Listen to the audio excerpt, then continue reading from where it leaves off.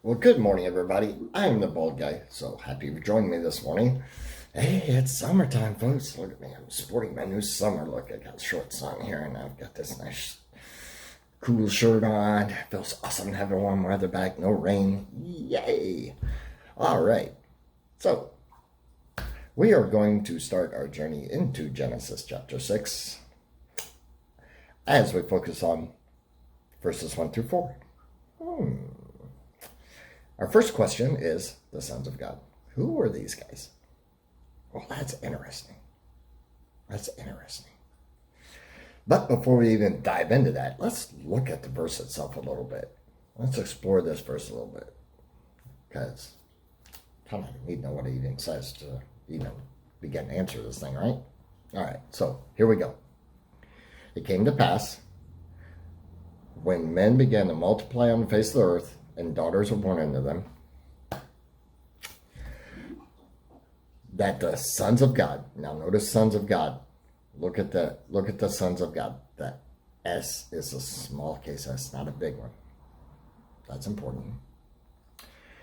Saw the daughters of men, so they looked at the daughters of men on earth. And notice they were fair. Beautiful, kind of sexual thing. Ooh, man, she's hot. Okay. And they took wives of whoever they choose. Okay. We'll stop there. So, what does this mean? Is it godly line of Seth? Is it angels? Huh? Who are the sons of God? Well, we're going to look at that. And we are going to explore this highly controversial one. And it seems kind of crazy to be controversial because if it's in the Bible, it's not controversial. But we need to explain it to other people that might be new to the faith so they kind of get a good background. So it's important to kind of know the actual meaning of it. But I'll let you guys make up your own mind after we discuss it a little bit here.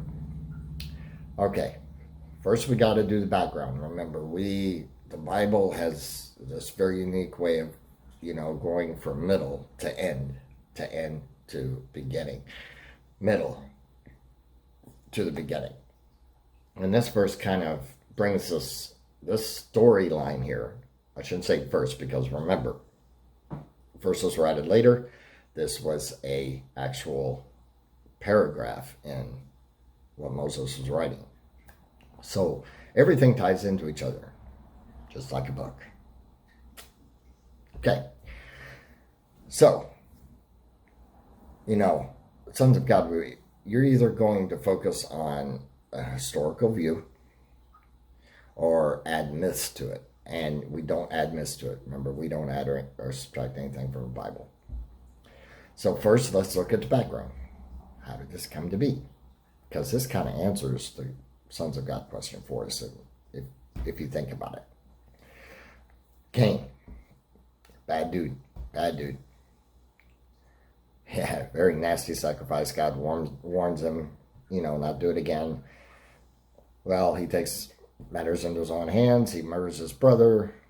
Then he lies to God about it. So God boots him. Okay? And his generation continues their evil ways. He never repents, never does anything, and his generation follows suit in the evilness.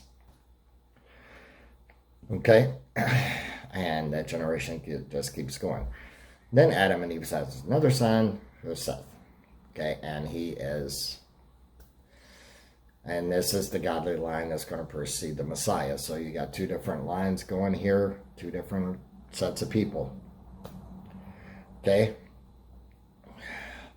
And later we saw Enoch.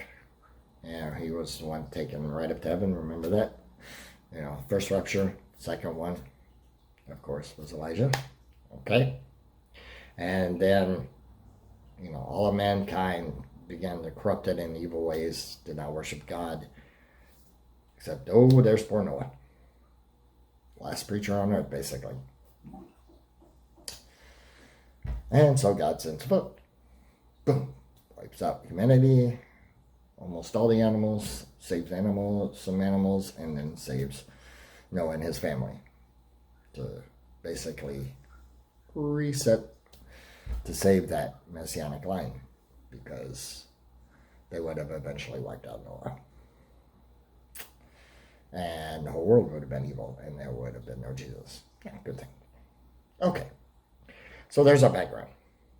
So now we can dive into some views of what the sons of God are and what it more than likely is. Okay? Now, our first view that most people hold is that the sons of God were angels. Interesting. Sons of God were angels, huh? Well, how's that? Well, most believe that they took on, they were kind of, here and there, and they were doing God's work, and some of the evil angels were doing Satan's work, and both sides decided,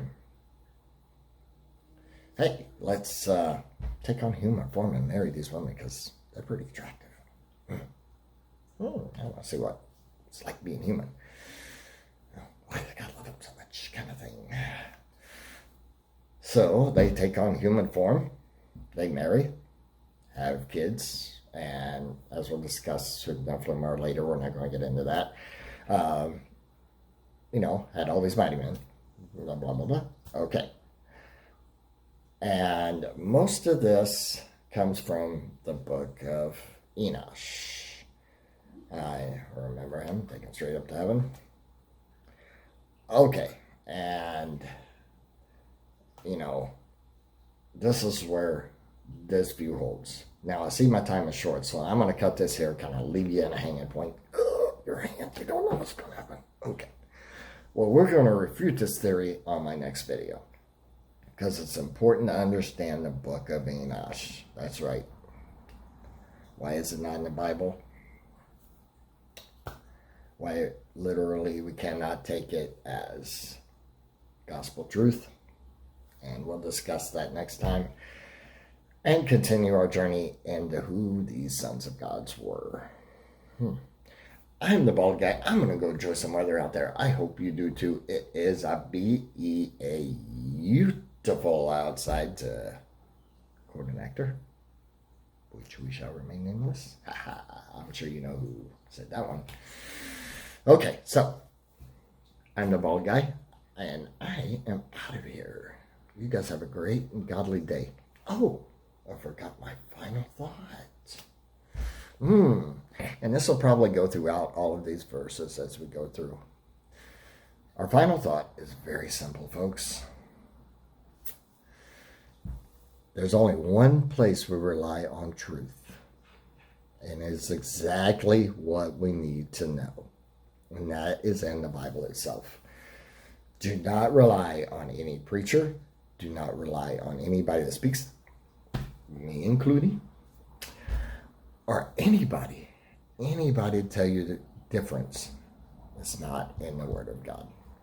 If it's not in there, it's not true. And if something is not in there, we can speculate, we can talk to other Christians, we can kind of go back and forth. It's kind of fun, it's interesting, we're curious, we love doing that. But don't take it as gospel truth. Okay? You cannot take it as gospel truth. You have to take it as an interesting discussion only. We'll find out when we get to heaven, folks. Okay? The only thing we need to know that is absolutely 100% true is what is in this. Okay? We tell other people the message that is in this. What is that message? Well, I think you know. It's the gospel. Jesus died for you. He came back. He is God.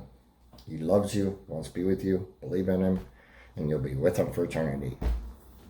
How easy is that? That's the gospel, folks. Gospel.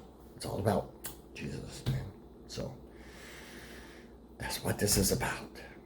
The love of God and what he did for you. That's all. Okay? The rest of it, hey, let's have a discussion, man. It's kind of fun. It's kind of interesting. Kind of gives you a good deal going on. But don't take anybody's word as gospel truth. You read it for yourself, folks. Always, always rely on the Bible as the facts. That's it. Okay?